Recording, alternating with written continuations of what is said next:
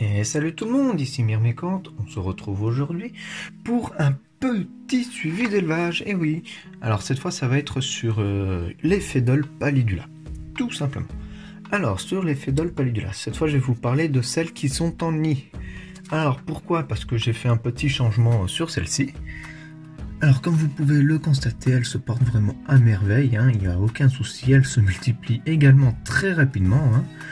Il y a quand même pas mal de couvains, alors je crois en apercevoir par ici, là, au milieu de l'écran. Donc là où il y a la gine, hein, je pense qu'il y a quand même pas mal de couvains. Hein, donc ce qui prouve que ça se développe quand même super bien cette espèce. Hein. C'est vraiment une espèce formidable à observer également, hein, avec ses recrutements massifs, etc. etc. Hein, donc j'ai vraiment hâte qu'elles occupent vraiment tout le nid pour voir... vraiment grouiller de partout les fourmis dans l'aire de chasse. Alors voilà, c'est à ce sujet là que j'ai fait un petit changement. Alors comme vous avez pu le constater sur mes précédentes vidéos, l'ancienne aire de chasse de mes Phédoles pallidula était à moitié moisie, hein. Alors elle est là tout simplement, hein. Voilà, elle est vraiment à moitié moisie, comme vous pouvez le constater. Alors c'est sûrement parce que le plâtre n'était pas encore tout à fait sec que l'aire de chasse a moisi, hein. Je me suis trop précipité, hein, bien sûr, voilà, je suis un grand impatient de la vie. Donc voilà la future aire, enfin la nouvelle aire de chasse, hein, qui est directement raccordée au nid, hein. Donc là, ce qui est pas mal avec cette aire de chasse là, c'est qu'elle est vraiment immense pour les fourmis, hein, les fourmis qui font à peine 2 mm. Et l'aire de chasse qui fait 30 cm par à peu près 25, je crois, quelque chose comme ça. Enfin voilà, une aire de chasse faite dans une boîte Ikea. Alors comme vous pouvez le voir, j'y ai coulé quand même un petit peu de plâtre. Alors je sais, les Phédoles pallidula creusent le plâtre. Alors je verrai si jamais ça cause vraiment un énorme souci, si jamais elles creusent vraiment le plâtre de l'aire de chasse. Je changerai, hein, je ferai simplement une aire de chasse comment ça s'appelle, en pierre reconstituée, tout simplement. Alors voilà, donc là ça me permet quand même de faire pas mal de bonnes observations, hein, de bons recrutements, etc. Donc ce que je trouve un peu dommage, c'est que il y a quand même pas beaucoup de fourmis qui sont dans l'aire de chasse, là pour pas dire aucune, hein. Mais bon, voilà, c'est sûrement parce que aussi je les ai dérangés un petit peu, j'ai ouvert l'aire de chasse alors que d'habitude elle n'est jamais ouverte, etc., etc. Donc je pense que ça a joué. Donc voilà, comme vous pouvez le voir, j'y ai quand même incrusté quelques petites pierres pour essayer de faire un peu de relief, hein, pour que ça fasse quand même assez sympathique. Mais voilà, sinon c'est vraiment une semelle de plâtre basique, rien de plus classique.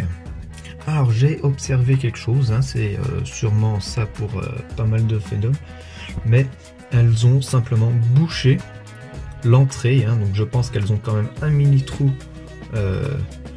pour passer, mais elles ont quand même bouché l'entrée, hein. Pourtant c'est pas un tuyau énorme, hein, c'est du 10 mm, donc voilà, donc voilà, du 10 mm, quand je dis du 10 mm, c'est 10 mm de l'extérieur du tuyau, hein, de l'extérieur à l'extérieur. Donc ça fait 10 mm d'épaisseur. Donc là, comme vous pouvez le constater, elles ont vraiment tout bouché l'entrée du tuyau, hein, l'accès au nid, avec un peu de tout, hein, avec des petits déchets, etc. qu'elles ont eu quand je les nourrissais.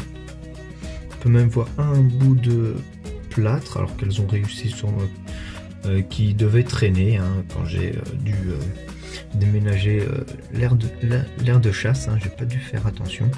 Et puis voilà, bon, voilà. Donc elles ont vraiment bouché l'entrée pour éviter pour avoir moins à défendre l'entrée, tout simplement. Ah si, en voilà une. Donc voici une petite Phédole, alors là c'est une petite ouvrière, hein, une petite minor, de tout ce qu'il y a de plus classique. Donc les Phédoles pallidula, hein, vraiment une espèce qui me plaît énormément malgré leur petite taille, hein. Alors ceux qui auront vu mon top 5 des espèces et tout savent que j'adore les petites espèces. Et les Phédoles pallidula, je les apprécie tout particulièrement car elles ont un recrutement vraiment massif. Donc c'est ça qui me plaît, les voir grouiller dans l'air de chasse et puis en voir des centaines sur la proie, littéralement. Donc, comme on peut le constater, là, elles sont quand même pas mal dans le tuyau. Hein. Elles se demandent quand même ce qui se passe parce que d'habitude elles sont dans le noir. Hein. Je mets le bout de carton qui est ici, alors c'est normal que c'est la zizanie, tout simplement. Alors, pour humidifier le nid, j'avais fait deux humidificateurs, tout simplement, hein, 2 trous pour humidifier, mais malheureusement les trous sont vraiment trop petits, et de plus il y a ce trou ici qui est cassé, donc j'ai décidé de mettre le nid sur un plateau, tout simplement, et puis je mets l'eau déminéralisée avec une pipette directement en dessous du nid. Comme ça me permet de viser l'endroit où je veux humidifier. En général, j'humidifie la salle centrale, là où elles sont le plus regroupées, tout simplement. Donc pour le moment, bon, j'ai blindé, hein, bien sûr, j'ai blindé mon nid. Hein, c'est un nid en béton cellulaire, mais que j'ai blindé à la colle à béton cellulaire. Quoi d'autre également? Oui, là on voit qu'il y a quand même les traces de silicone. Mais pour le moment, elles m'ont pas encore attaqué le silicone. Donc pour le moment, je croise les doigts. Et j'espère qu'elles vont pas m'attaquer le silicone pour pouvoir se barrer. Donc bon, après si je vois vraiment que ça commence à trop attaquer le silicone, je les déménagerai de nid le plus rapidement possible pour éviter une grosse catastrophe. Hein. Parce que j'ai pas envie de ramasser des petites fourmis de 2 mm partout dans ma chambre. Ça risquerait vraiment d'être ennuyant. Et compliqué surtout. Alors, je remarque en fin de compte, j'ai pas énormément de major, hein. Donc ça peut être aussi un signe qu'il manque un peu de protéines, hein, notamment. Donc il faudra que j'apporte plus souvent des protéines pour cette espèce, pour même tout le monde. Il faut vraiment que j'apporte un peu plus de protéines. Je vais essayer de rendre ça au mieux possible pour avoir le plus de diversité possible et puis représenter au maximum ce qu'il y a dans la nature, hein, bien sûr.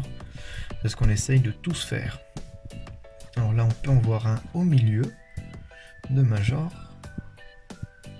Il est juste ici, donc c'est quand même une espèce assez jolie, hein, avec de jolis